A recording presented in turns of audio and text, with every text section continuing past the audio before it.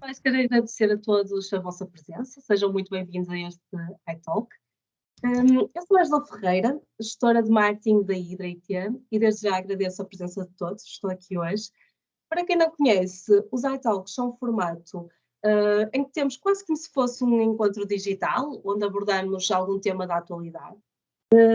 E por isso eu hoje quero deixar aqui o convite a todos os participantes a colocarem as câmaras, se assim entenderem, para podermos ver as caras uns dos outros, como se estivéssemos num encontro ao vivo.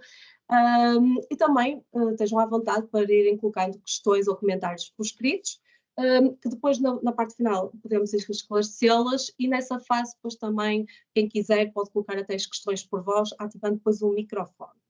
Relembro também que esta dinâmica está a ser gravada e posteriormente será partilhada com todos os inscritos.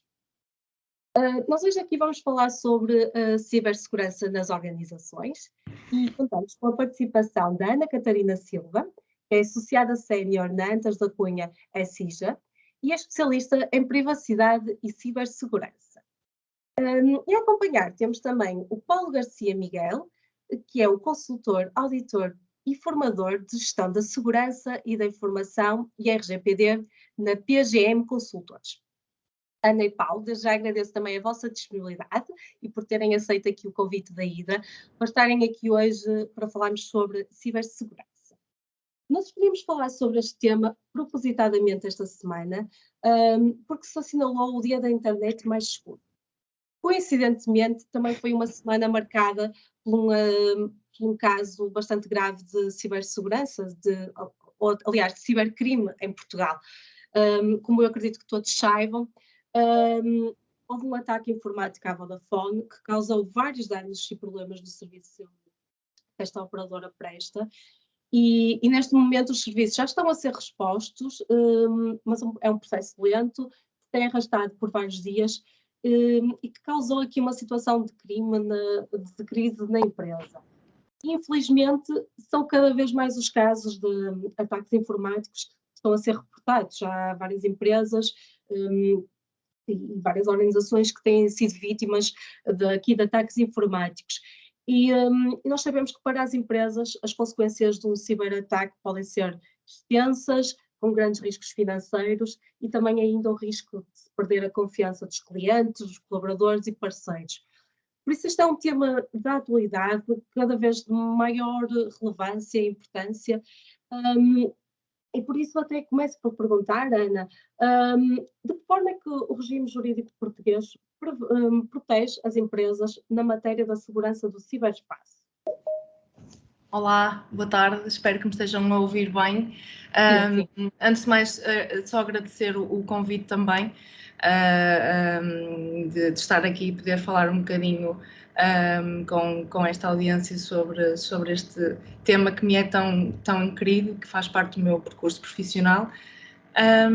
Respondendo diretamente então à pergunta que me coloca, de facto, o legislador europeu já está consciente há alguns anos que os sistemas e os serviços de informação desempenham um papel vital na sociedade e que a sua fiabilidade e a sua segurança são essenciais para todas as atividades económicas e sociais, para o bom funcionamento do mercado interno. Portanto, isto já é algo que o legislador europeu se preocupa há bastantes anos, não é nada de novo, por assim dizer, ok?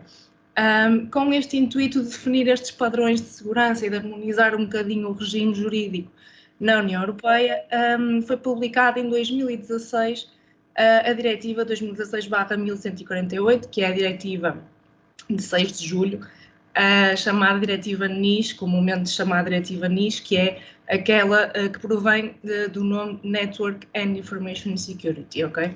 Esta diretiva estabelece um conjunto de medidas para prevenir incidentes cibernéticos na União Europeia e, diferentemente do RGPD, do Regulamento Geral sobre a Proteção de Dados, que é um regulamento europeu aplicável diretamente aos Estados-membros, esta diretiva necessita de uma transposição para o ordenamento jurídico, ou seja, necessita que uma lei nacional transponha as obrigações que essa diretiva se coloca para ser aplicável no ordenamento jurídico nacional, neste caso.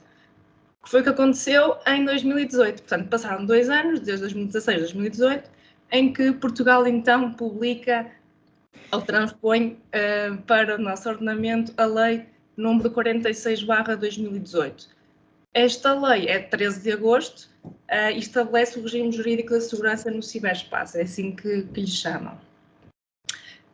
Este regime jurídico necessita de uma regulamentação, porque o regime jurídico simplesmente define algumas obrigações, mas não define como é que elas de facto se aplicam às entidades. E esta regulamentação vem num decreto-lei de 2021, portanto bastante recente, no dia 30 de junho, é um decreto-lei número 65/2021, que vem definir então, por um lado, os procedimentos e as metodologias que as entidades têm de ter para prevenir riscos cibernéticos e, por outro, vem também definir em matéria de certificação, ou seja, as entidades podem agora recorrer a uma certificação em matéria de cibersegurança, o que é bastante importante ter um selo, digamos, um selo de qualidade na área da cibersegurança, portanto também é bastante importante.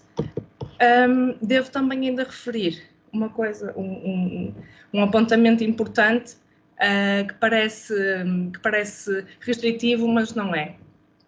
Este regime jurídico da segurança do ciberespaço aplica-se a determinadas entidades.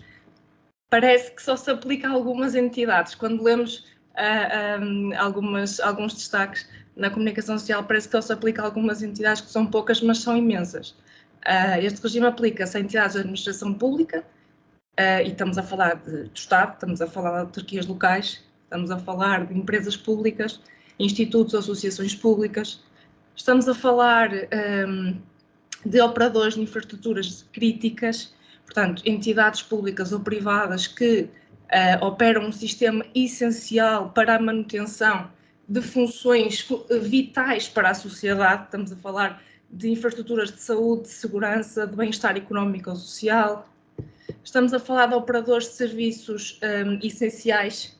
A própria lei, no seu anexo, define que operadores são estes serviços essenciais, que setores é que estamos a falar, ok? Estamos a falar de setores de energia, estamos a falar energia no sentido de distribuição e comercialização, portanto, eletricidade, petróleo e gás. Estamos a falar do setor dos transportes, aéreo, rodoviário, marítimo, ferroviário também. Estamos a falar no setor bancário, também no setor das infraestruturas do mercado financeiro. Estamos a falar no setor da saúde, no sentido de instalações que prestam cuidados de saúde, que é bastante importante. Estamos a falar no fornecimento e distribuição de água potável e de infraestruturas digitais, no sentido de prestadores de serviços de sistemas, de nomes de domínio ou pontos de tráfego, de pontos de troca de tráfego. E ainda estamos a falar que esta legislação é aplicável a prestadores de serviços digitais. Estamos a falar de todos aqueles serviços da sociedade da informação, ou seja, que são prestados à distância via eletrónica, ou seja, serviços de cloud, motor de pesquisas online, tudo que seja contratação à distância, portanto, comércio eletrónico propriamente dito. Portanto, podemos perceber o âmbito abrangente que este regime jurídico tem e que parece que só se aplica a determinadas entidades, mas de facto, se formos a ver, é uma panóplia grande. Sim, sim. Paulo, aqui, pronto, o Paulo aqui enquanto consultor e auditor de gestão da segurança da informação, certamente tem a possibilidade de conhecer a realidade e o universo de várias organizações. Como é que descreve o panorama atual das empresas relativamente à cibersegurança? Bem, boa tarde a todos, espero que também me estejam a ouvir bem e agradecer o convite para participar nesta sessão. Acho que nós temos, a nível do panorama nacional, as empresas divididas por vários setores, porque têm preocupações também diferentes. Temos as grandes empresas que já levam isto um bocadinho mais a sério, estão mais preocupadas, também pela visibilidade que têm e pela exposição digital que elas têm. Temos as empresas tecnológicas, por serem empresas tecnológicas nativas, também têm maiores preocupações. E depois temos as empresas, pequenas empresas e não tecnológicas, e essas aqui eu diria que temos estamos num estatuto totalmente diferente. Isto quer dizer o seguinte, é que Nós temos as grandes empresas, diria que a maior parte delas tem uma estrutura de segurança de informação, tem sistemas de monitorização de ataques, tem monitorização da rede, tem alguma infraestrutura para salvaguardar a posição da rede deles e a infraestrutura informática e dos sistemas de informação. Mas, como temos visto, não, são essas que muitas vezes continuam a ser atacadas e não temos e não conseguem resolver isso de forma rápida. Depois temos as empresas tecnológicas que muitas delas são pequenas, têm boas estruturas de informação, a maior parte delas suportadas em serviços cloud e, portanto, muitas vezes acham-se que estão seguras porque estão em serviços cloud, seja da Azure, seja da Amazon AWS, seja de um OVH, grandes infraestruturas. E às vezes também têm problemas porque não decorre só da infraestrutura tecnológica onde ela está ou como ela está estruturada.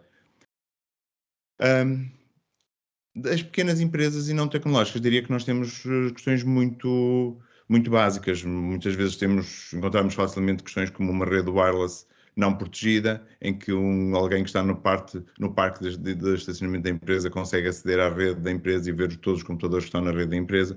Conseguimos situações que passwords de acesso que ainda estão nos computadores porque as pessoas usam e, portanto, ainda temos situações muito vulneráveis a nível de cibersegurança.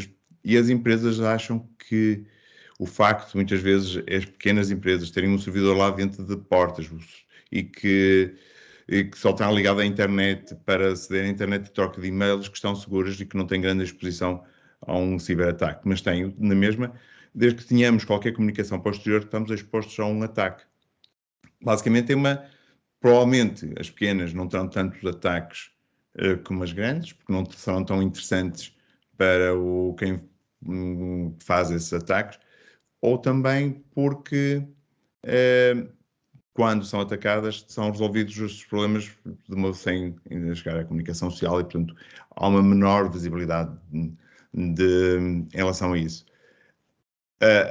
Acho que há uma questão que durante a pandemia, acho que a pandemia nos veio trazer duas questões positivas. Uma, as empresas que não tinham teletrabalho tiveram que fazer o shift, a mudança para estarem em teletrabalho. Fizeram alguns investimentos para garantir que a segurança da informação e das ligações dos colaboradores quando estão remotos garantissem um bocadinho maior de segurança. E, portanto, a partir daí houve alguns investimentos dessas empresas em, pelo menos, ter os mínimos dos mínimos e garantirem alguma maior segurança. Por exemplo, muitas vezes empresas ligavam-se remotamente aos serviços sem utilizar uma VPN, ou seja, sem garantir um canal seguro de comunicações.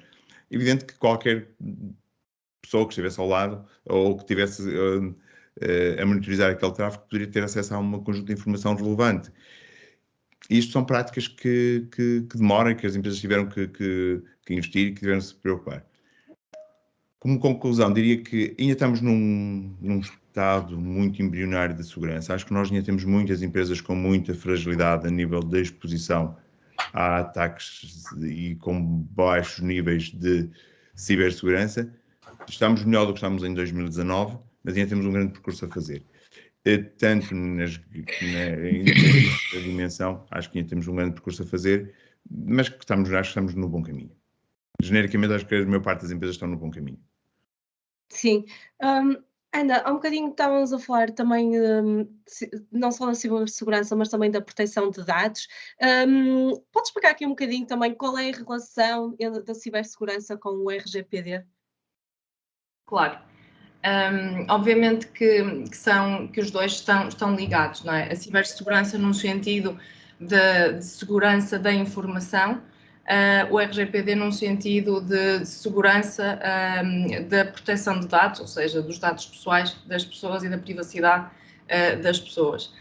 Ou seja, a cibersegurança tem que ver com a informação pode ser pessoal ou comercial, o RGPD é mais vertido para a pessoalidade dos dados.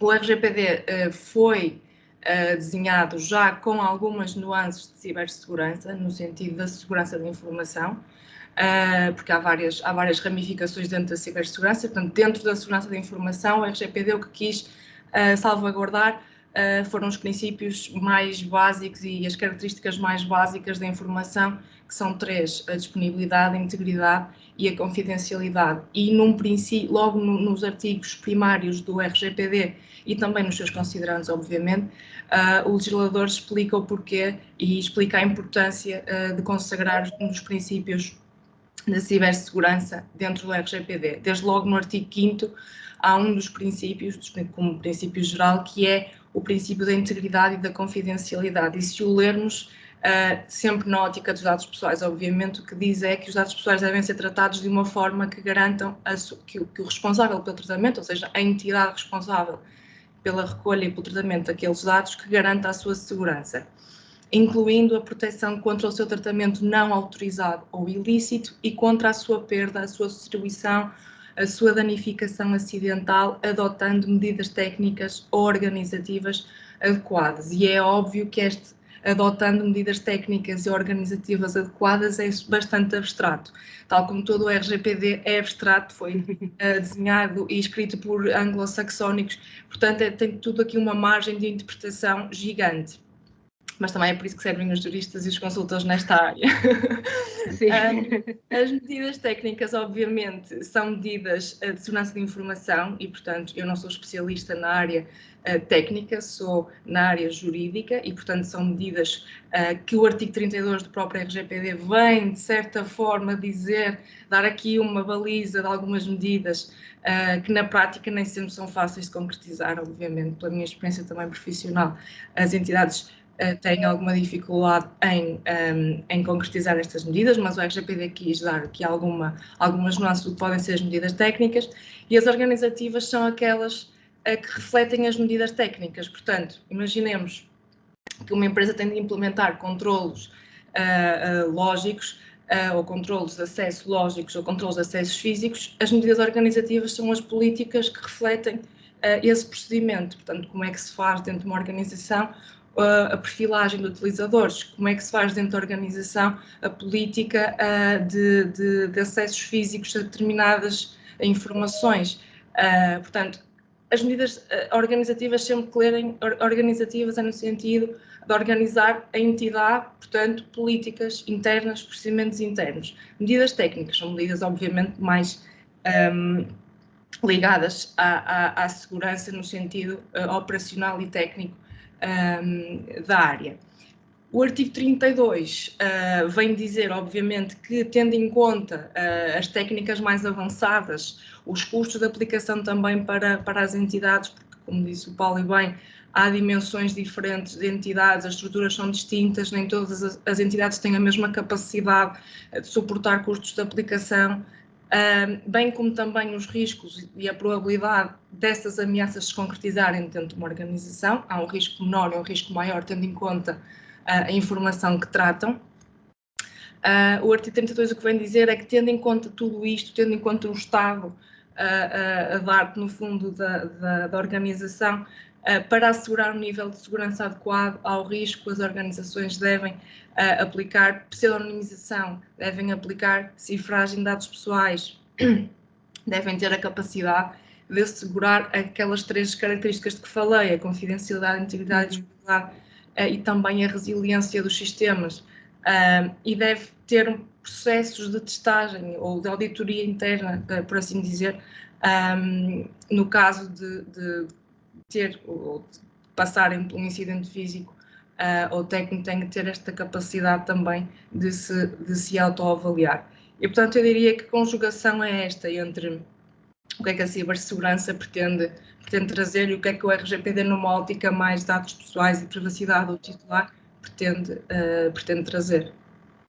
Sim, sem dúvida, encontrar aqui um equilíbrio, não é? Porque acabamos, enquanto organizações, acabamos de ser responsáveis pelos dados que nós possuímos, quer sejam dados da organização, quer sejam os dados externos, e devemos ao máximo protegê-los e, acima de tudo, garantir a sua que estão assegurados connosco. Paulo, também é por causa disso eu perguntava-lhe, no geral, da sua perspectiva, as empresas estão protegidas contra os principais ataques? Quais são, assim, as principais falhas ou pontos críticos que normalmente identifica nas empresas? Sim, não temos visto que as empresas não estão protegidas, né? Têm tido tantos Sim, ataques. Eu costumo dizer que só há três tipos de claramente. empresas neste aspecto. As que já foram atacadas e já sabem, as que já foram atacadas ainda não sabem e as que vão ser atacadas.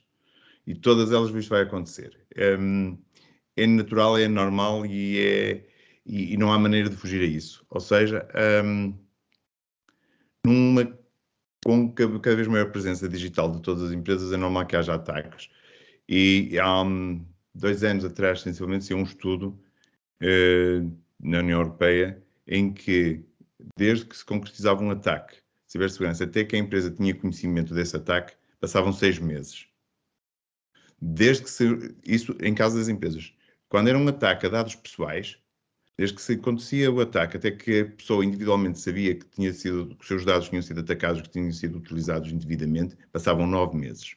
E este é um dos grandes problemas que nós temos nas organizações.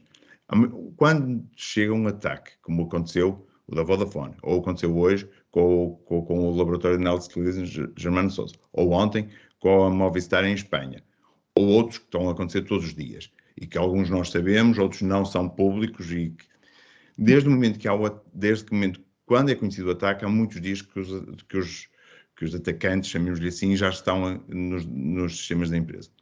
E, portanto, no geral, as empresas não conseguem se proteger contra isto. Há os ataques, tipicamente, nomeadamente, a maior parte dos casos, primeiro começam a ser robôs automáticos que vão tentar ataques de forma aleatória às empresas. Quando detectam alguma vulnerabilidade, o ataque normalmente é transmitido para um recurso humano que vai fazer, ou uma equipa que vai fazer o ataque.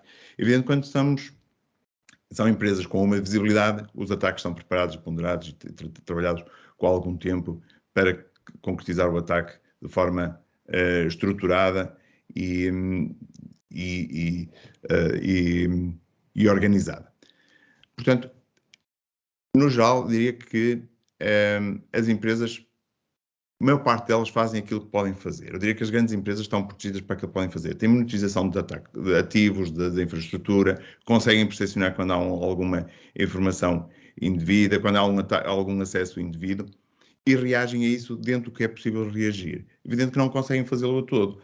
Por exemplo, dando um exemplo de um banco, quase muitos de nós, calhar, conhecem, existem aplicações que permitem-nos gerar dentro seja do Chrome, seja de um Firefox, uma VPN para acedermos a um site. Se nós fizermos isso, o que é que nos faz? Essa VPN, muito simplesmente, põe-nos num outro país para permitir-nos aceder a um site via outro país. Com que isso nos acarreta. Muitas vezes permite-nos aceder a sites que não estão disponíveis, por exemplo, sei lá, um site da FNAC ou da Apple, só acedemos ao de Portugal. Se fizermos uma VPN para um outro país, acedemos a partir do site da Apple de um outro país. Se tentarmos aceder a um banco a partir de um serviço desses, o banco vai nos bloquear o acesso. Porquê? Porque já identificou que é um acesso frágil, que é um acesso que é utilizado por muitos ataques e, portanto, ele bloqueia. Portanto, significa que algumas instituições financeiras, tecnológicas, como a Vodafone e outras de comunicações, já têm serviços de segurança para aquilo que é um ataque expectável que possa acontecer. A questão é que todos os dias os ataques são diferentes. E aqui é sempre um problema de desafio. Ou seja, quanto as empresas mais investem em segurança, mais desafiante se torna atacar as empresas. Portanto, isto vai ser um crescente que vai continuar a acontecer sempre. Portanto, as empresas não vão conseguir nunca resolver isso. A questão que é importante que as empresas percebam é investir aquilo que puderem para a proteção destes ataques e, principalmente, ganhar resiliência. Ou seja, quando tem um ataque, ter capacidade de responder, reagir e não perder dados. Um bocadinho aquilo que em continuidade do que a Ana estava a dizer. As empresas têm que proteger os dados, sejam dados de negócio, sejam dados dos colaboradores, sejam dados de identificação pessoal de terceiras partes. E como é que os garantem essa proteção, nomeadamente numa situação de ataque? Tentando proteger da maneira mais difícil, que esses dados sejam o mais encriptados possíveis para que, se forem roubados, se percam a capacidade de analisar esses dados e que tenham capacidade de resiliência de, ok, eu consigo recuperar os serviços, colocar os serviços no ativo passado algumas horas e com uma maior transparência para o público. É uma questão importante. Acho que aqui é uma questão de também as empresas que são atacadas e aquelas que tiverem dados, ou seja, tenham grande visibilidade, serem transparentes como comunicam. Já agora aqui uma parte, uma das questões que a Vodafone, quando veio comunicar, e quase todas elas se fizeram, todos os que têm tido ataques, aconteceu com a imprensa, com o grupo imprensa e outros mais, é que nos dados pessoais nunca foram violados. Não sei se é bem verdade ou se não é, mas porquê? Um bocadinho por causa do enquadramento que a Ana fez, um bocadinho que é, se forem é crime. E porque eles não tomaram as medidas preventivas e têm 72 horas para reagir e comunicar que houve uma perda de dados pessoais. Se não havendo isso, não tem que ter uma data de trâmites que tem que fazer e provavelmente a gestão criminosa poderá não ser tão criminosa assim, até a passividade deles na reação. Portanto, como conclusão, diria que, no geral, há um conjunto de empresas que está mais ou menos protegidas. Eu acho que a área financeira em Portugal está bastante protegida. Não temos tido ataques relevantes à área financeira. Há muitos ataques ou tentativas de ataque às áreas financeiras, mas eles têm níveis de proteção adequados. No que diz respeito às outras empresas, quando descemos no nível das empresas, nas empresas mais pequenas não há. Também não tem tanta visibilidade, se calhar não há tanto interesse de quem faz os ataques, atacar uma empresa, sei lá, uma metalomecânica pequenina com 15 ou 20 pessoas ali na esquina, não terá grande interesse. Se calhar uma Vodafone, uma Mel, estas empresas têm muito mais interesse e dá-lhe mais visibilidade. Atenção, há uma questão. Muitas das vezes estes ataques não é com uma perspectiva de negócio, não é com uma perspectiva de pedir resgate ou de roubar informação e vender essa informação. É mesmo por desafio pessoal de conseguir esses ataques. Se repararem, alguns dos que têm acontecido, e há rankings em alguns serviços de quem são os hackers com mais ataques que conseguiram fazer, e é mesmo para estarem por uma questão do desafio pessoal de conseguirem entrar nestes serviços. Realmente traz aqui uma perspectiva interessante, porque nós normalmente associamos ataques ou cibercrime a um ataque concreto, a um objetivo específico, para extorquir dinheiro, para tirar algum benefício com este ataque. E, efetivamente, isso é uma perspectiva interessante, não é? Que muitas vezes é só o próprio desafio ou este interesse pela pica, digamos assim, que pode dar ao maker poder entrar no sistema altamente protegido. E também isso agora faz-me aqui levantar uma questão, Ana, que é o que é que uma empresa deve fazer quando sofre algum tipo de ciberataque? Quais são os procedimentos legais que pode recorrer? O que é que poderíamos fazer? Sim, antes mesmo de responder à questão, e pegando só aqui um bocadinho no que disse o Paulo, com o qual concordo inteiramente, temos também de olhar para o ataque numa perspectiva não só terceira, ou seja, externa, mas também interna, ok? Porque muitas vezes nós associamos muito àquela perspectiva romantizada que vemos em séries de Mr. Robot e coisas do género, em que olhamos numa perspectiva de um hacker com um capuz isolado numa sala escura a tentar aceder à informação. Nem sempre é assim. Uma fuga de uma informação,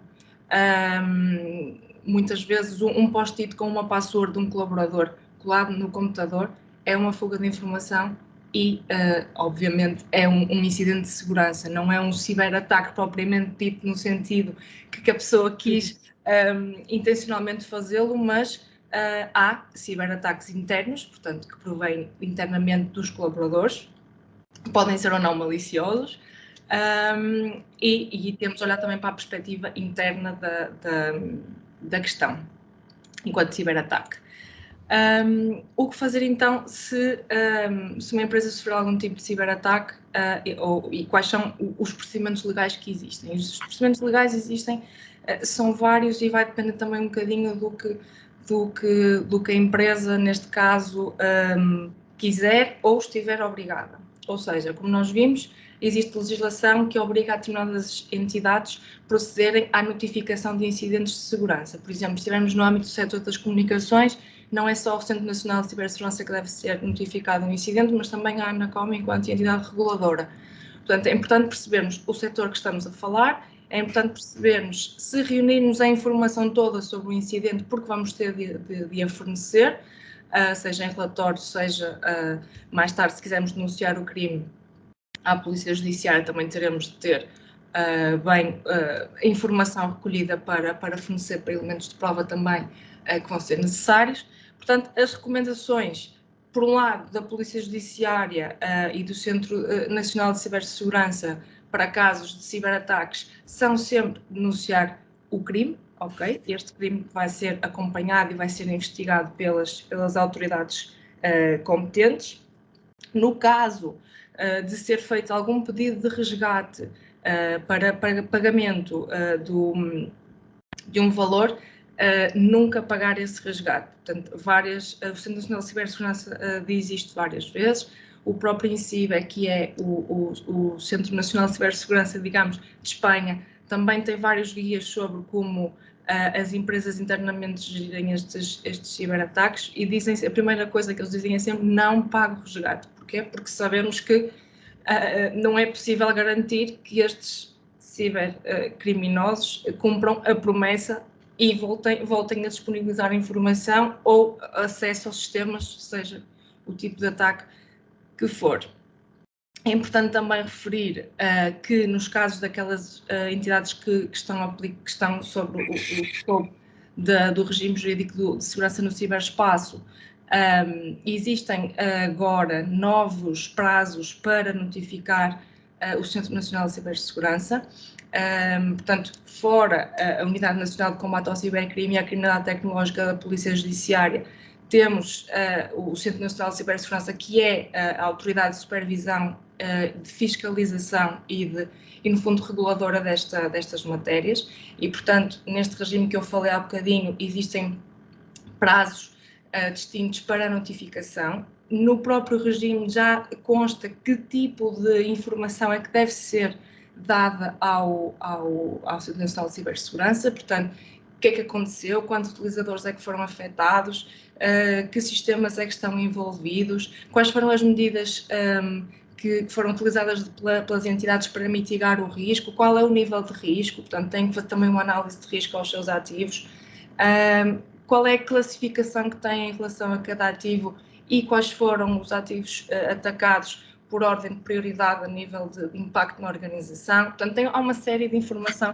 que as organizações têm de estar preparadas também para fornecer.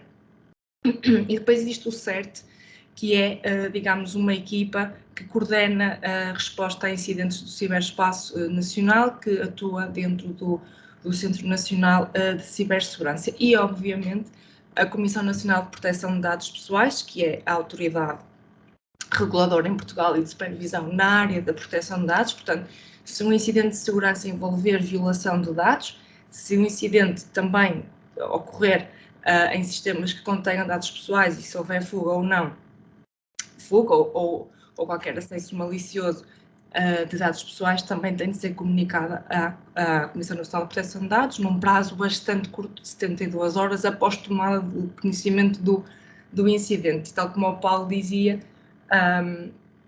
este ato temporal não é fácil. Portanto, desde a tomada de conhecimento, de facto, há 72 horas que temos de comunicar.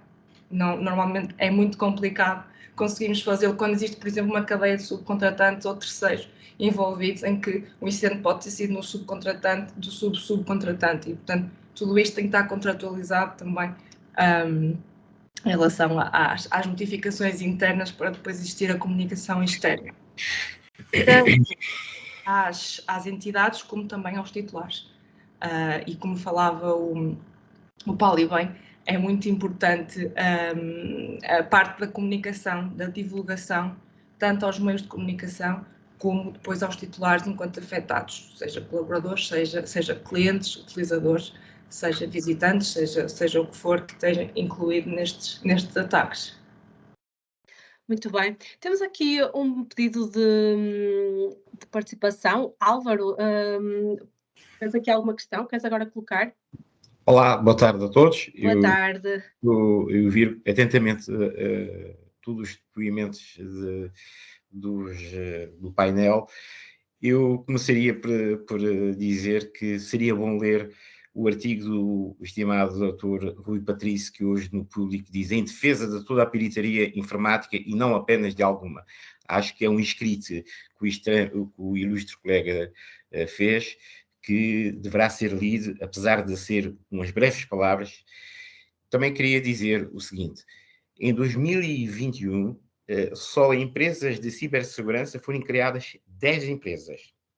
10 empresas. O que isso quer dizer é que o mundo da cibersegurança em Portugal está a ser visto de uma forma séria e correta. Ao contrário daquilo que não acontece com a proteção dos dados, e aí discordo totalmente, conheço muito bem o que é o mundo do RGPD, conheço muito bem como é que a Comissão Nacional de Proteção de Dados trabalha insuficientemente por falta de verbas.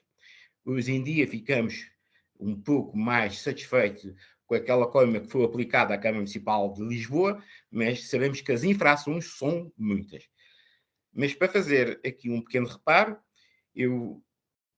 para terem a noção, houve um ataque informático ao Hospital Central dos Açores, em Ponta Delgada, que paralisou durante 3 dias o hospital, desde cirurgias a tudo. Ou seja, o ataque foi feito de maneira que, em termos práticos, recolheu todos os dados mais possíveis e imaginários. Este, para mim, foi dos piores ataques que se pudesse ter feito na área da saúde em Portugal. Eu trabalho com 5 praças internacionais, que é Dubai, Estados Unidos da América, Canadá, Singapura e UK. Sabe o que é que as grandes empresas, as chamadas ditas empresas não financeiras e financeiras, querem nos seus departamentos de informática? Os verdadeiros hackers a trabalhar para eles. Porque eles é que sabem fazer a segurança dos seus sistemas de informática. E neste momento em Portugal, tenho já clientes mesmo que dizem: doutor, onde é que eu posso arranjar um hacker que me possa proteger a minha informação informática? Porque em Portugal, se eu tiver um ataque, a justiça funciona como a gente sabe. É verdade que temos uma polícia judiciária já a trabalhar em termos de cibersegurança com um nível já médio e elevado. Ao contrário daquilo que nós pensamos, já trabalha com acerto. Agora, nós não estamos preparados de forma alguma para um ataque massivo. Imaginemos que não fosse só a Vodafone, fosse todas as operadoras. O país paralisava. Imaginemos, ou vamos fazer uma pergunta ao contrário. Alguém já se interessou em saber se o Hospital Central de Lisboa, por exemplo, o Hospital Santa Maria, quem é que faz a segurança da área informática? E proponho aqui ao painel. Aquilo que eu sei, zero. Ninguém sabe. Ninguém sabe. Os responsáveis do Departamento de Informática dizem que não sabem. Ou seja, esta realidade da cibersegurança está neste momento a preocupar muito nós todos os que temos algum interesse por isso. Eu não sou informático, percebo pouco ou nada, eu confesso que digo mesmo que não percebo, mas tenho alguma preocupação nesta realidade, porque hoje em dia eu sei que sou vigiado permanentemente, não pelas autoridades que têm essa competência e que devem, a qualquer cidadão português, verificar se assim o entender, mas sei que nós vivemos num verdadeiro Big Brother à mercê dos verdadeiros hackers. E nós somos muito vulneráveis, porque neste momento, em termos de empresas com capacidade de fazer um cuidado de tomar conta dos nossos departamentos de informática, de empresas, sejam públicas ou privadas, é muito pouco. Mas em 2021 nasceram 12 empresas registradas em cibersegurança. O que isso quer dizer é que o fenómeno que a pandemia veio a criar do teletrabalho que fez com que algumas empresas que verificarem que o nicho do teletrabalho, seria uma realidade não temporária, mas para o futuro, começaram-se a preocupar na cibersegurança. Dizer, Cada um está nas suas lindas casas, não estão nos seus locais de trabalho, mas temos que aqui criar aqui um sistema que, de facto, isto fique tudo em segurança. E era esta a minha Obrigada, Álvaro. preocupação, mas queria alertar que, de facto, o maior ataque que existiu em termos de saúde foi nos Açores, no Hospital Central Divino Espírito Santo. Muito obrigado, uma boa tarde a todos e a todos. Sim, sem dúvida aqui um ponto, trouxe aqui um ponto muito interessante e uma perspectiva que também vale a pena pensar e refletir. Paulo, aqui também tinha aqui uma questão para lhe perguntar. Portanto, já acabou por ser um bocadinho respondida, mas as empresas estão dispostas a investir nesta área? Quanto maiores as empresas são, maiores são os investimentos, ou não é bem assim? Depende. Acho que depende mais não da dimensão da empresa, mas da dimensão e da exposição da infraestrutura tecnológica para o exterior. Nós podemos ter uma empresa muito grande e que não tenha grande exposição ao exterior da infraestrutura tecnológica e, portanto, diria que aí os investimentos podem ser menores, ou então também, se tivermos, pode ser pequeno e ter muita exposição tecnológica e podem ser maiores. Mas não é preciso não esquecer o seguinte: a maior parte, ou muitos dos grandes problemas de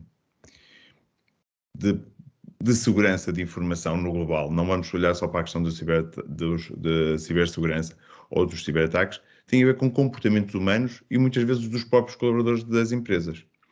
Nós ainda temos uma pouca educação tecnológica ou uma literacia tecnológica no ponto como usamos as nossas ferramentas de dados. E, portanto, nós usamos os computadores, os telemóveis, de uma forma muito pouco crítica em relação ao que é a segurança da informação e como usamos. E esse eu acho que é um dos maiores problemas. A quantidade de ataques de phishing que existem regularmente nas nossas organizações é gigantesco. Eu diria que todas as semanas eu recebo e-mails de phishing. E muitas empresas recebem, eu tenho muitos clientes que diria, uma vez por mês, alguém clica num e-mail que não devia clicar e, portanto, e está a pedir credenciais. E muitas vezes o que acontece é que esses ataques de phishing cada vez são mais sofisticados. E algumas vezes temos que olhar com muita atenção para perceber se aquele é um e-mail verdadeiro, se é um e-mail falso. É verdade que temos pormenores que, se olharmos, conseguimos perceber que é um falso. Mas temos que sensibilizar todas as pessoas, e isso é uma das questões que temos que trabalhar, é um bocadinho sensibilizar as pessoas para que terem esses cuidados, dar conhecimento às pessoas, aumentar o nosso nível de literacia tecnológico e digital para as pessoas terem comportamentos mais seguros. Não adianta investirmos rios de dinheiro em segurança periférica da infraestrutura tecnológica se não olharmos para dentro da nossa estrutura e do comportamento dos nossos colaboradores e garantirmos que eles vão ter comportamentos seguros. E há coisas muito simples que todos já fizemos. Quantos de nós já usamos um hotspot, por exemplo, para ligarmos a uma conta do banco? É verdade que quando nos ligamos ao banco, a partir daí está encriptado, mas até lá não está. Eu posso estar num café ou numa esplanada ao vosso lado, com o telemóvel, cria um hotspot com o nome do restaurante ou do café ou da esplanada. Vocês que têm uma boa rede ligam-se lá. Eu tenho um programa a ler toda a comunicação e tenho o vosso user e tenho a vossa password. A partir daí não tenho mais nada, fica encriptado, mas já tenho alguma informação. Tenho o user, tenho o número da conta, então consigo já fazer um ataque a seguir de tentativa de descobrir a password. Depois, com o vosso nome, provavelmente até consegui saber o vosso nome no vosso dispositivo que estão a usar, consigo ir às redes sociais, consigo saber um conjunto de histórico. Portanto, a partir daí consigo ter mais informação para poder fazer um ataque muito mais direcionado. E, portanto, há coisas que nós temos, cuidados que nós temos de ter no dia a dia. A utilização de redes públicas não protegidas, a utilização em aeroportos e locais públicos. A quantidade de vezes que nós vemos pessoas a fazer trabalho ou acederem a bancos ou acederem a sites, seja num comboio, seja num aeroporto onde estão pessoas ao lado e que podem estar a aceder a essa informação. Não sabemos quem é a pessoa que está ao lado, pode ser uma pessoa íntegra e que não vai usar aquela informação até que viu nem olha, mas pode ser alguém que queira que esteja ao lado e que repare, está alguém ali a colocar um e-mail e uma password, deixa lá estar atento. Outra questão que é preciso ter cuidado. Quando nós estamos a digitar uma password, se tiver alguém com um telemóvel ao lado a gravar em câmara lenta, ele vai conseguir ver a password toda em detalhe a seguir. há um conjunto de questões que mais do que... E atenção, não estou a dizer com isto que as empresas não devem investir em segurança periférica. E aqui, como o Álvaro disse há bocadinho e bem, apareceram muitas empresas. Algumas delas não têm conseguido ter atividade porque não há técnicos, não há recursos humanos suficientes para trabalhar nestas empresas. Também outro problema. E nós, antes de 2020, tínhamos poucas empresas focadas e especialistas na área de cibersegurança. E, portanto, precisamos delas, e muitas delas estão a trabalhar no estrangeiro, não estão a trabalhar cá, e, portanto, o número de empresas não nos diz, pelo menos há mais oferta de serviços, acho que há mais preocupação também das empresas. Mas as empresas, muitas vezes, antes de investirem muito para essa segurança periférica, devem investir nos recursos internos e melhorar as capacidades de cada um dos seus colaboradores e os cuidados a ter na maneira como usam as ferramentas digitais e que tenham disponíveis. Porque a maior parte dos problemas decorre disso. Como diziam há bocadinho, o exemplo de ter uma password num papel ou um endereço de IP de uma máquina e uma password ali que até ocasionalmente é usada. Ter uma fotografia dentro do escritório e partilhar nas redes sociais. E alguém repara e diz, olha aqui uma password e um endereço de IP. E isto, as questões estão simples. Há uns anos atrás, o Centro Nacional de Cibersegurança partilhou uma fotografia de um dia de formação com elementos do Exército e estavam lá passwords na parede. Portanto, isto é fácil de acontecer até quem está na área. Portanto, imaginem quando são as empresas que não estão. Portanto, acho que é uma questão que temos que começar a olhar. A segurança ou a cibersegurança começa dentro da organização. Mudar comportamentos, darmos competências às pessoas para identificar comportamentos errados e mudarmos essa atitude em relação àquilo que usamos e a como usamos as ferramentas que temos disponíveis. Sim, eram um bocadinho estas até as recomendações e boas práticas que eu queria agora aqui deixar como questões finais, antes de irmos aqui para mais questões da audiência. Para a Liana, era mesmo isso a minha última pergunta: como é que as empresas se podem proteger contra os potenciais ataques? O que é que vocês recomendam, boas práticas? Pronto, o Paulo já adiantou aqui um bocadinho, passa muito pelo utilizador, não é? E pela esta literacia e pela consciencialização do próprio utilizador, muitas vezes é o responsável. Ana, que mais é que trazias aqui para complementar? Sim, de facto, o Paulo já fez aqui um bom resumo do que podem ser algumas boas práticas. Deixo também já aqui uma sugestão. No website do Centro Nacional de Cibersegurança existem várias funcionalidades com boas práticas, com guias, com orientações, com recomendações mais técnicas até, para algumas entidades ou para algumas organizações que já tenham um nível de maturidade mais avançado nesta área. Mas, de facto, as organizações devem estar preparadas através de ferramentas e através de recursos humanos especializados. Obviamente que o mercado está a florir nesta área, é preciso escolher muito bem que tipo de prestador de serviço, que provider é que nos vai dar essa ajuda, esse serviço.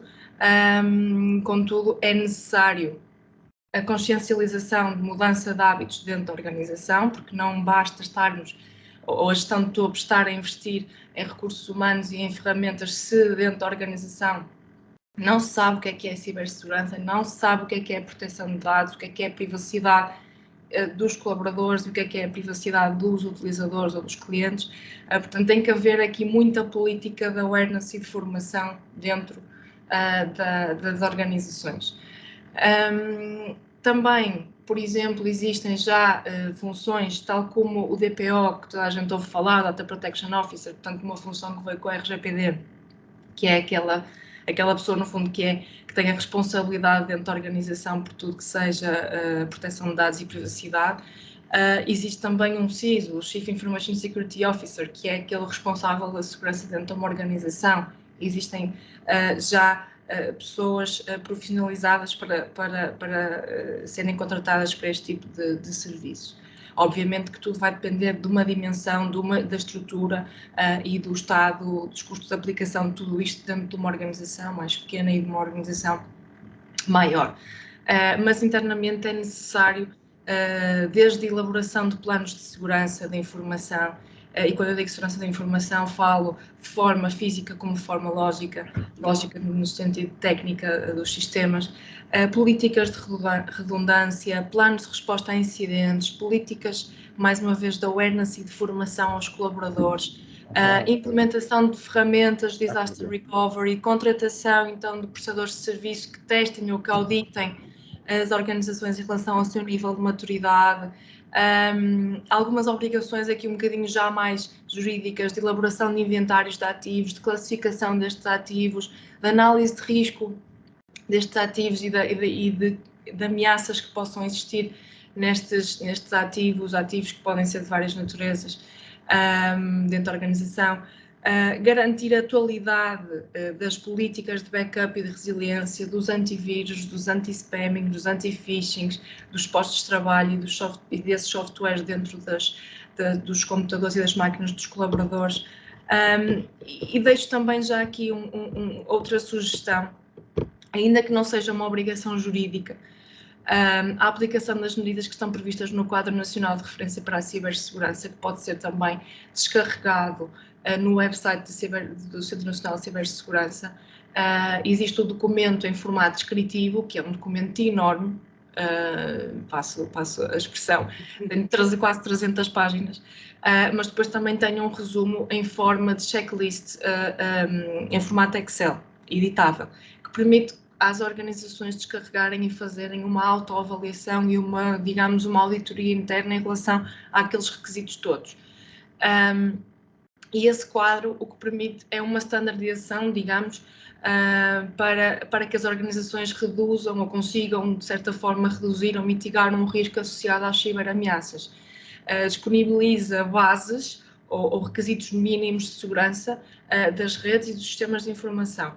Ok? Este quadro tenta, de certa forma, implementar medidas tendo em conta processos, digamos. Portanto, eles identificam 5 processos. Um processo de identificação, um processo de proteção, depois da detecção de incidentes, um processo de resposta a incidentes e um processo de recuperação, caso exista, de facto, um ciberincidente. E, no fundo, o quadro o que apresenta é um conjunto de recomendações também para que as organizações internamente, mais uma vez, tendo em conta a sua dimensão, ou seja, se uma entidade agora for descarregar aquele quadro, vai olhar para uma dimensão enorme de normas e de requisitos, e não tem que as cumprir todas, obviamente. O que tem são recomendações para que as organizações consigam definir uma estratégia que envolva a estrutura toda e que, de certa forma, beneficiem de uma abordagem homogénea em relação a ciberameaças dentro do nosso ordenamento jurídico.